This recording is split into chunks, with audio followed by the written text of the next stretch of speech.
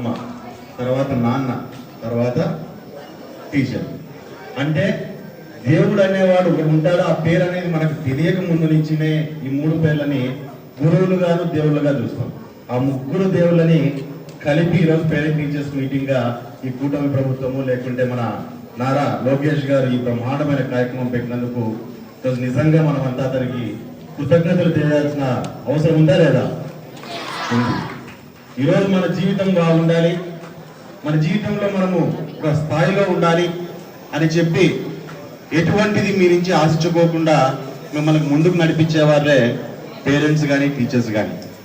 మిగతా చుట్టుపక్కల ఉన్న వాళ్ళు జీవితంలో మీరు వయసు వచ్చి మీరు పెద్దోళ్ళు అయిపోయి మంచి పొజిషన్లోకి మీరు అందరూ పోయినాక రకరకాల మనల నుంచి లబ్ధి పొందాలని రకరకాల వాళ్ళు మన చుట్టుపక్కల చేరినప్పటికీ ఎటువంటి అవసరము ఎటువంటి హెల్ప్ మీ నుంచి రాకపోయినా పర్వాలేదు, మా వాళ్ళు మంచి స్థాయిలో ఉండాలా, జీవితంలో మంచి పొజిషన్లో ఉండాలా అని చెప్పి ఆలోచన చేసేవాళ్ళు వీళ్ళు. కాబట్టి మీరందరూ బాగా చదువుకొని మంచి స్థానాల్లోకి మీ లైఫ్లో మీరు వెళ్ళినప్పుడు మిమ్మల్ని చూసి మొట్టమొదటిగా ఆనందపడే వాళ్ళు వీళ్ళే. కాబట్టి మీ సక్సెస్ అనేది వాళ్ళ సొంత సక్సెస్గా, అంటే తల్లిదండ్రులు కూడా మీరు మంచి జాబ్లోనో జీవితంలోనో ఊళ్ళో మంచి పేరు తెచ్చుకుంటే దాన్ని వాళ్ళ సక్సెస్గా భావించే వాళ్ళు పేరెంట్స్ అయితే మిమ్మల్ని దూరం నుంచి చూసి వాళ్ళు ఫలానా వాళ్ళు నా స్టూడెంట్సే అని చెప్పి లోపల అలా ఈ కాలంలో చదువు మనకు చాలా చేరువవుతారు.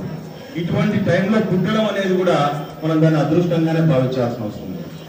చదువు అనేది కేవలం సోషల్, మ్యాథ్స్, సైన్స్ మాత్రం నేర్చుకోవడం మాత్రమే కాదు, జీవితంలో వాల్యూస్ నేర్చుకోవడం కూడా చదువు. కాబట్టి టీచర్స్ కానీ పేరెంట్స్ కానీ ముఖ్యంగా దాని మీద ఉండాలి.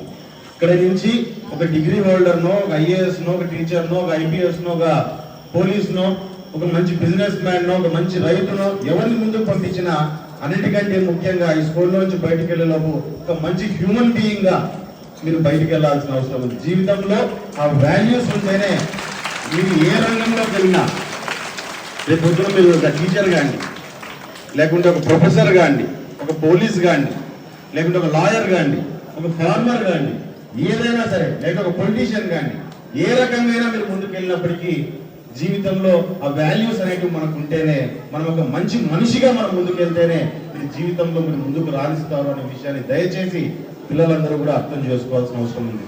అదే రకంగా వాళ్ళు ముందుకు వెళ్ళడానికి పేరెంట్స్ కానీ టీచర్స్ కానీ అదే రకంగా మిమ్మల్ని ముందుకు తీసుకెళ్ళాలి. మీరు కూడా దాని మీద ఎక్కువ కాన్సన్ట్రేట్ చేయాలని చెప్పి కూడా మిమ్మల్ని కూడా కోరుతున్నాను. మరి అదే రకంగా ఈరోజు బ్రహ్మాండమైన ఇన్ఫ్రాస్ట్రక్చర్తో ఈరోజు స్కూల్ కూడా తయారైంది. దాంట్లో ముఖ్యంగా ఈరోజు అంటే మీతో పాటు వాళ్ళు కూడా